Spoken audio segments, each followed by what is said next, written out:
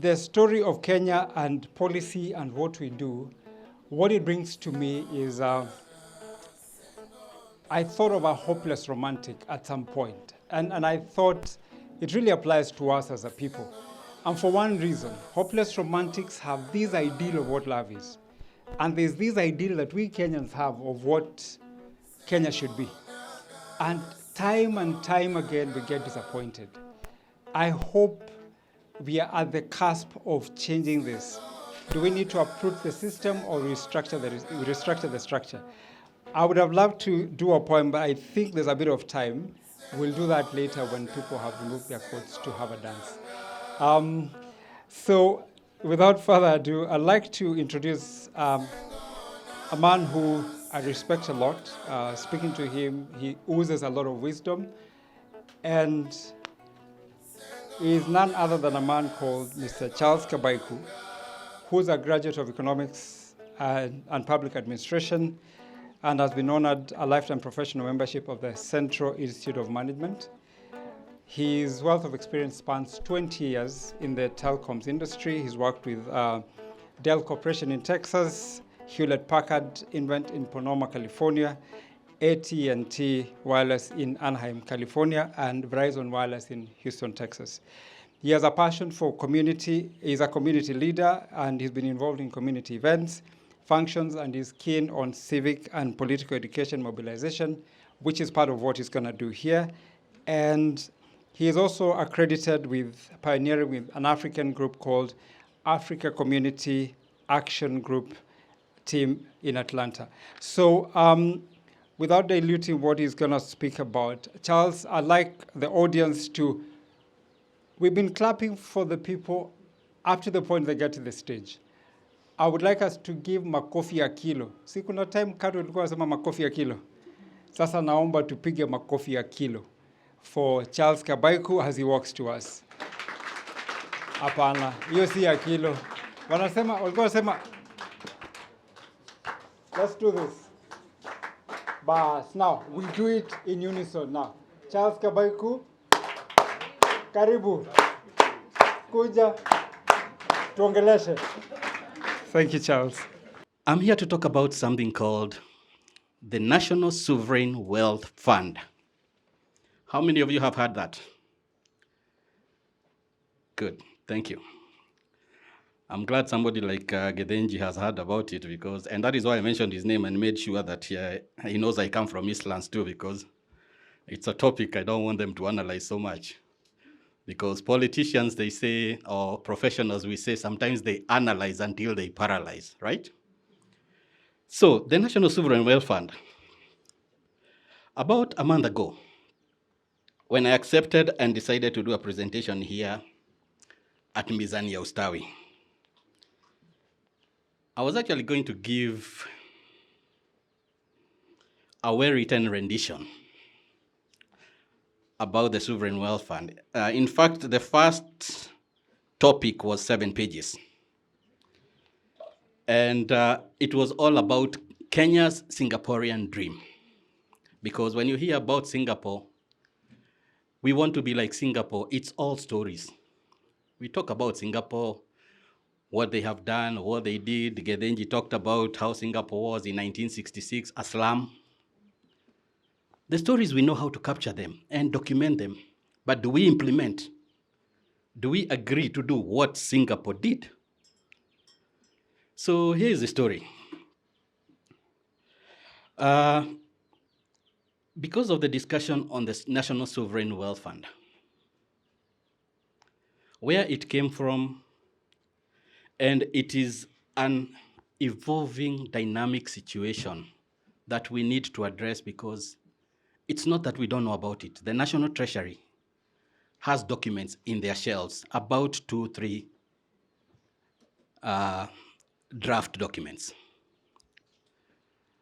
But I can tell you for sure, nobody has spoken about the National Sovereign Wealth Fund because they think this is a topic Kenyans are not interested in.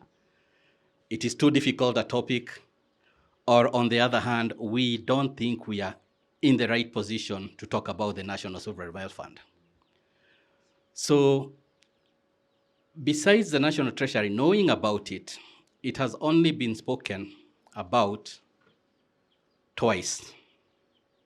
The first time publicly was this past December in Bomas, when a member of my economics team stood up and said, I want to talk about public finance. I want to talk about a topic in a section called 203 Clause 1A, the National Sovereign Wealth Fund. Everybody opened the Constitution. What does 203 Clause 1A stand for? It stands for the national interests. Now here's the story. This is what happened. When the drafting of the Constitution was going on in 2003, every part of the Constitution, every chapter had a tent.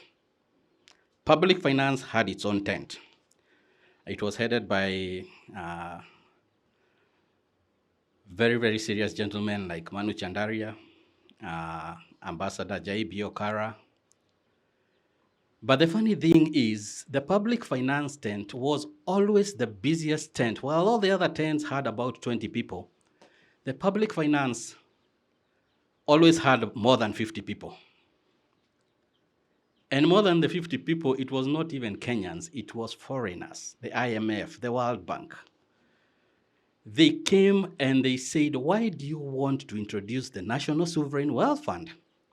Why don't you go ahead and change it to the national interest? And they justified their reason. They said, if you put it under the national interest, then you will be able to even hide finances like those of the National Intelligence Service, NIS. And when Manu Chandaria went to Kibaki, and he explained to Kibaki very nicely, why we want to set up the National Sovereign Wealth Fund is because we need to start thinking about generations. Our children, my grandchildren. Kibaki understood. And he said very carefully and very slowly, the way he used to talk, ni ya watoto. Sawa. But the problem is the IMF had gone behind his back, convinced the finance minister, again back to the treasury, why they have those draft bills. The finance minister was Mwiraria. The PS for finance then was Kamau Duge. They went and told Kibaki, we don't need to do this. It is a good idea because Manu Chandaria was actually proposing, I want us to save 25% of Kenya's annual tax revenue in the National Sovereign Wealth Fund, invest it for our children, and then we see how in the future we can get out of this debt. That is how Singapore did it. They removed it completely. They replaced it with a national interest. That's why I'm here today. Because I have already started a petition and I said, we have to fix this. And I'm not giving anybody an apology. I'll actually say this to you. I'm not even doing this for you. No, this is the one thing anyone has to be selfish about. I am doing it because my grandchildren will not be addressing the loans we are taking today. Yes. Are we together? And to tell you the truth, do you know that is where we're headed? The whole of this week, they've been talking about how Kenya took 11 loans, about $225 billion. That will be repayable in 2053. So, not even your children right now. A child born today, akizaliwa leo, 2053, that child will be 29 years old saying, pesa yangu inakatwa. Hii deni ni ya nini? So ask yourself a question. What are we borrowing for? Why are we borrowing? Why are we listening to the IMF telling us what to do? I'm very much in line with Gedenji. He's talking about affordable housing. It came in as a package. Now I'm surprised the deputy governor anakuja kusema we were not aware there was a bill in there for the farmers.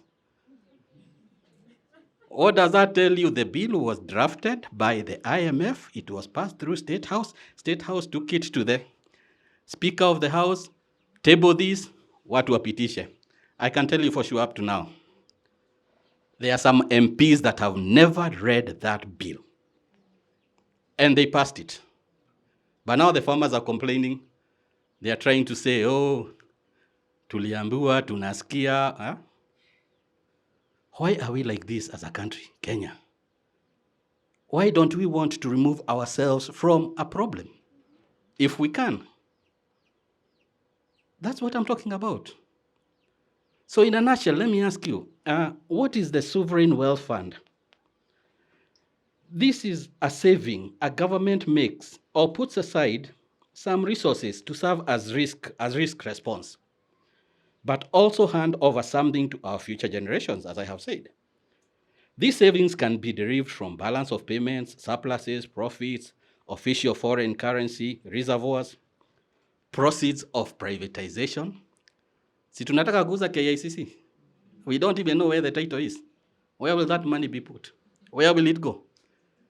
The same consolidated fund that is being accessed through the back door. Wakiamuka leo waambie kesho, we have found a person who can manage KICC to profitability. What will you do next? We are weak. We are weak. We know how to argue, we know how to talk, we know how to take things to the court, petitions, cases. Which ones get addressed? They don't. So I'm going to ask you a question today before we discuss on why people think we cannot have the National Sovereign Wealth Fund today for the country. And I'll give you two reasons. If I ask you today, what are our taxes doing? Can somebody break that down to me? For me, right down to the development part. What are our taxes doing? Except paying salaries, paying police to guard the politicians. You have even noticed that police don't guard citizens anymore. They don't serve them because they get bought, or they are paid on commission to guard politicians and pastors. Isn't that true? Ni wangapi umeona mapastors huku wakienda na gari kubwa kubwa zimeongozwa na pikipiki na Are God's people really that scared? And yet you're telling somebody you're going to pray for me to take me to heaven. But you're not comfortable with being here. So, what if I ask you today, is it so hard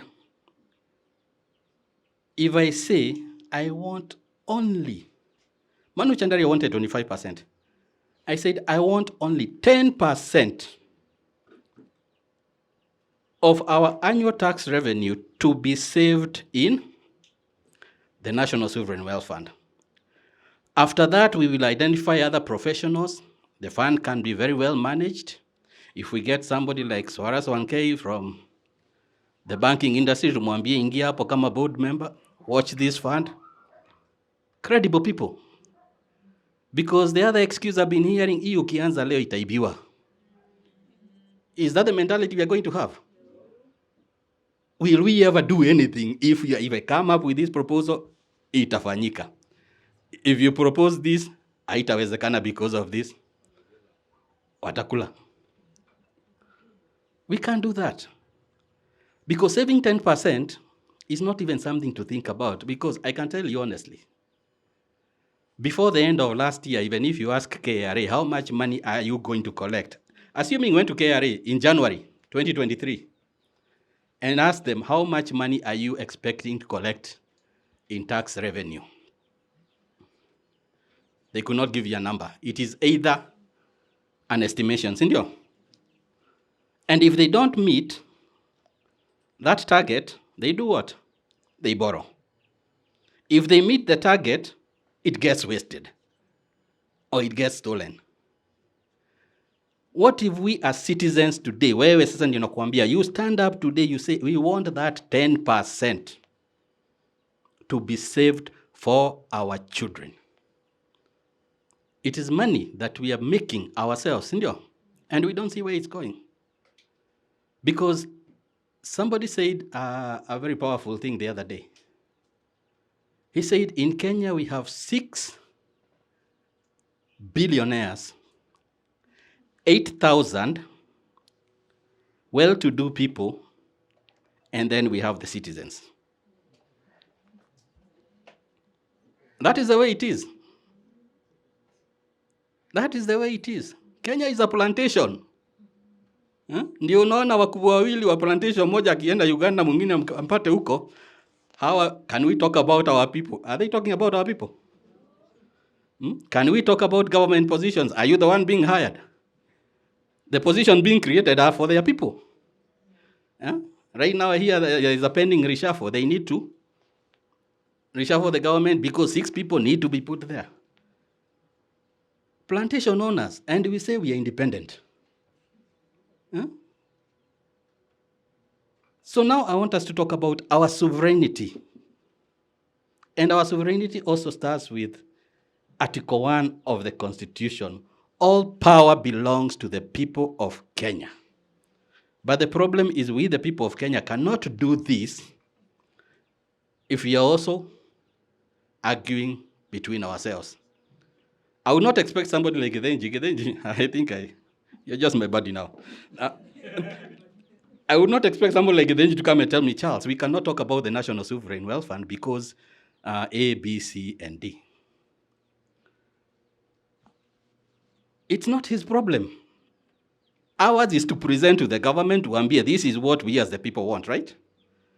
The government is the one that's going to say, the people want this. They have submitted the petitions. Here they are. These are the signatures. This is a public-funded bill that has been presented with 10 million signatures. The bill is also drafted. We want the National Sovereign Wealth Fund to be in the Constitution, 10% every month. How much money would we have? If we collect 1 trillion in a year, what is 10% of 1 trillion?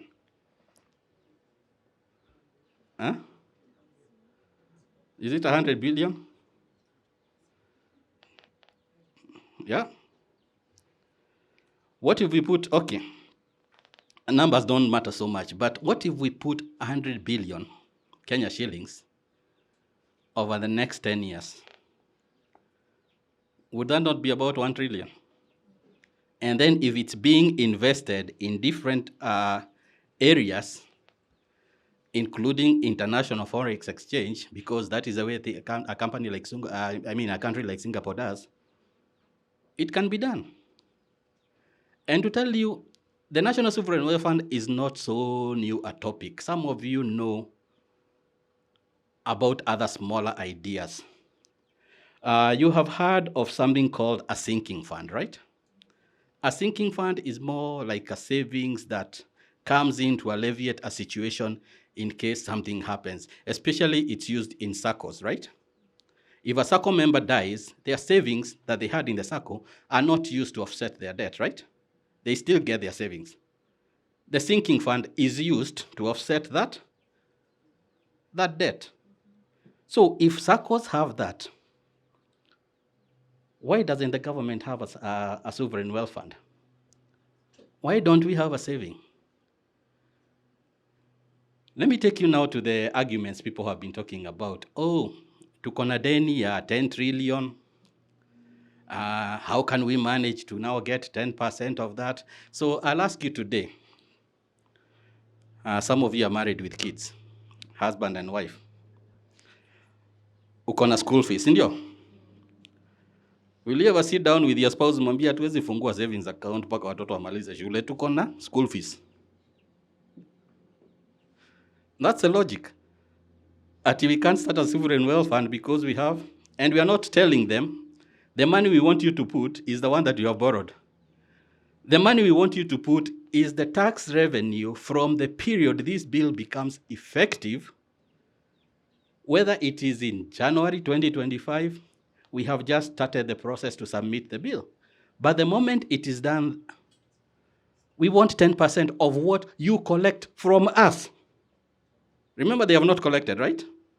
So if they collect 1 trillion shillings from next year, we are not even pushing them. We are telling them, we are telling you to budget for something you have not yet received from us. And it is us who is giving you the money. We want whatever we give you, 10% of that you put. We can even go further and say, now, how do we empower the Sovereign Wealth Fund? We are 47 counties. County governments also get money, and we don't know where it's going. We tell the counties, if you want to, in the future, benefit from the National Sovereign Wealth Fund, whatever you receive as your county revenue allotment, put 10%. Are we not making progress? Are we not getting some money saved somewhere? And then that money can be done something we call ring fencing, protected. It is not to be withdrawn or used without a certain process. It has to be protected. There is a lot of money lying around that can be used for that investment. You guys have heard of the asset, what is it called? AFAA, where assets of those people who have died has been recovered and it's being held by an organization. You sit there waiting for that money to be collected. You don't know whether it will ever be collected. What if we invested that money? Do you know how much money the AFAA has right now? 58 billion Kenya shillings. Sitting in an account just waiting for somebody to come and collect. What if we put that money there, invested it? We need to do that. The other challenge I got was somebody telling me, we also need to look at the socio-political, economic, those big words. You know, we cannot compare Kenya with Singapore. Singapore has a population of 5 million. Their prime minister was not corrupt. Okay, there's a clip there. That's one of the clips you guys can listen to about how they established the National Sovereign Wealth Fund for Singapore. I don't know if you have the video, but it's okay. Guys can be forwarded that message later. But I want you to go back to a certain clip where the first prime minister, go back. No, go back.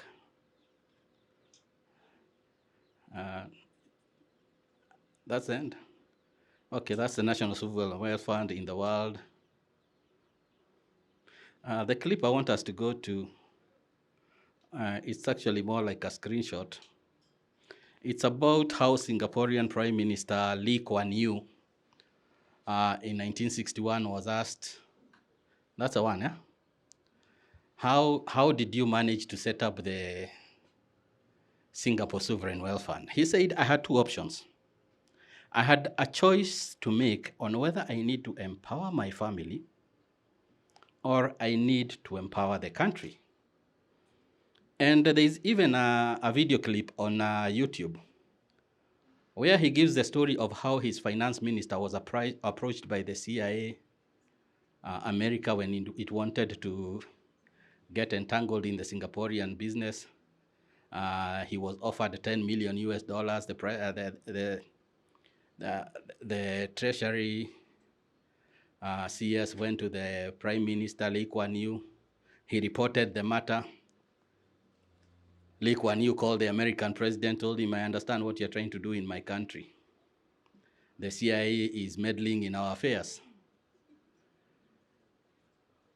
The president of America called the head of CIA, thinking he's going to get an apology. The funny thing is the head of the CIA called Lee Kuan Yew and told him, listen, whatever we were offering your minister, we are ready to double it for you so that you can do this and this for us. He told him, listen, I don't want your money. And if you continue doing this, we will not even do business as two countries. Do you know that is where America stopped meddling in Singaporean affairs? They stopped completely. America has never meddled in Singaporean affairs. Today, as we sit here, Singapore is lending money to the IMF so that they can lend to us. Huh?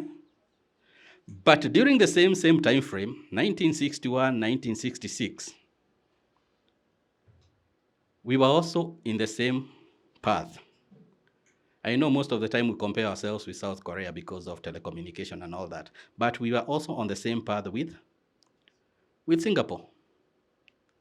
The problem is, when America came to Kenya, the CIA, they spoke to Kenyatta. Kenyatta then had Kanyotu. He said, hii si mbaya, tuendelee, si ndio? See, that is when the 1966 Limuru Conference happened. Kweli. When the Limuru Conference happened, two things followed after. The first thing was Jaramogi Oginga Odinga resigned. Sindio? That is another history that people are not taught nowadays. You don't know the integrity of a person until you are told by the right people. Jaramogi Oginga Odinga resigned because he did not want to involve himself in, or to involve the people of Kenya in American affairs. The second thing that followed, that was 1969, right? That was the assassination of patriot and comrade Tom Mboya. Why?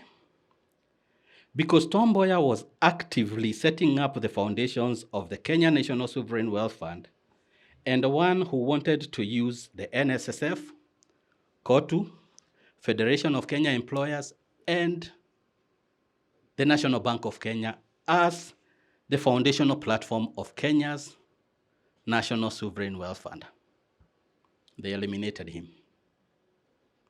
Who did we get after that? How many KOTU presidents have we had, or KOTU leaders since 1966? Huh? Besides Atuoli, who else do you know? Huh?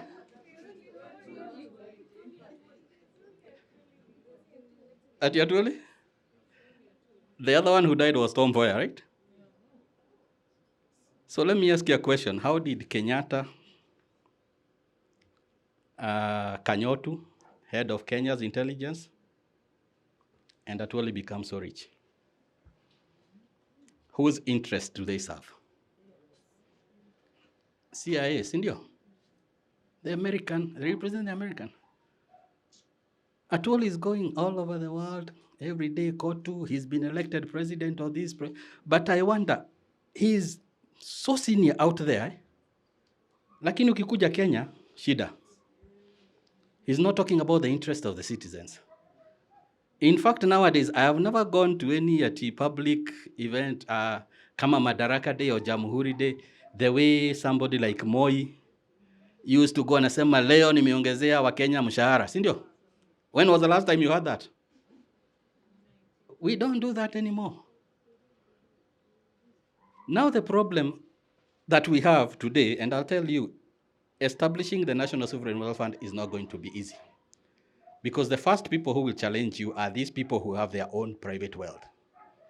Because they always want you to be there as their subjects, people they can address. The same thing the MPs are doing to you. That is why they want to sit on the CDF. Why? Because they want to make education a begging bowl for the citizens. Why do MPs have to handle the CDF? If all the CDF money was taken today and put under the Ministry of Education, wouldn't the Ministry of Education know which students need help? Wouldn't they know which schools to take those children? Wouldn't they know how to transfer that money that child needs at the amount that is convenient for them to study for a term? But an MP wants that because anataka kuje kwake nyumbani akuambie, hey, without CDF, huh, you need me. That's what we are doing. We are being subjected, and yet we have our sovereignty. So how do we solve this? Can we establish the Kenya National Sovereign Wealth Fund? Is it hard to implement? Do you want your children? For some of us, our children are grown up, unless we talk about our grandchildren. But do you want your own children to pick up where you are today, that next time in 10 years we are coming here now because Eli Likuyani's son is the one that is hosting our children to talk about the problems you're talking about today? Because that is what is happening. Huh? Unless we address our issue, Kenya needs the National Sovereign Wealth Fund. And it doesn't need to happen immediately. We just need to get this thing on track. Singapore is a small country. Population is 5 million people, yes. But you can't say now at Sisi Kenya, we are 55 million, Kenya is a bigger country and all that. I asked somebody a very funny question the other day. Do you read the Bible? Yes. How many people are supposed to go to heaven in the Bible? You guys know the number. How many people are supposed to go to heaven? 144,000, Sindio? Isn't that what the Bible says? 144,000. Sindio? Am I wrong? Am I read the wrong Bible? That's what it says, Sindio? Because the Bible was written at a time when the population of the world was less than 1 billion, Sindio? Does that make the Bible today invalid? So if we have a debt today, hata kama ni 13 trillion, what is to stop us from establishing the National Sovereign Wealth Fund? Unless we are sympathetic of the government and say, no, we have to wait until we pay our debt. Till when? Now, as I conclude, I don't want to give you so much because I think I have planted a seed. Have I? Am I clear? Gedenji, my brother, have I made sense? Good. So, here is the question. If we establish the National Sovereign Wealth Fund, it can fund certain programs that are key and specific and at the heart of the people. Why is education a problem? That we have a problem putting money aside to say we have enough money for any kind of education any child needs in Kenya. Why does it have to be a problem? And education, just like health, is something that is important. If we establish the National Sovereign Wealth Fund today and we have the right people, somebody like Margaret here today, her program would easily be funded, right? So ladies and gentlemen, my question to you is, si mmesema nia ipo? Hiyo ingine ilikuwa nini sababu? Nimewapatia sababu? Sasa uwezo tuko nayo? Tunao?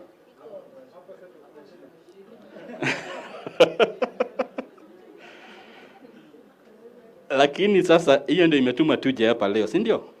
Because we are discussing the problem and we are the ones to provide so the first thing is, are we first of all convinced, sisi tuko hapa, that we understand what the National Sovereign Wealth Fund can do for the country?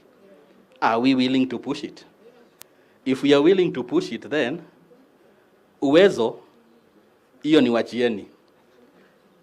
Najua vile tutaisukuma kule mbele. And I'm glad everybody we are meeting here is a formidable person in their own profession. We will work together. We are going to establish that contact because now these are ideas we are sharing today and I have shared with you, right? But please, please, please talk to anybody you know. We can even share some of these messages with you, what we have discussed, some of the ones that we are communicating on social media. I started a petition online on the National Sovereign Wealth Fund, not because I need the signatures right now. I started the program online simply because I want to sensitize and educate. And anybody who signs that as a signatory is simply telling us, I have understood what you spoke about. I am willing to be a leader in this thing. How can I help? And we bring you to the group. We work on it. We tell you how we are strategizing, who we are working with. Isn't that a good idea? But as you say, Kenya cannot continue the way it's going. We have to do things that are drastic. Some of the things we have to do are urgent, but some and most of the things we need to do cannot wait. And one of them is right now the issue of affordable housing. And let me give you one more example. I did a comparison of the National Sovereign Wealth Fund with the affordable housing. If we did the National Sovereign Wealth Fund, and at some point we got to a point we tell government, we have enough money here to offset some of Kenya's debt. We have saved enough.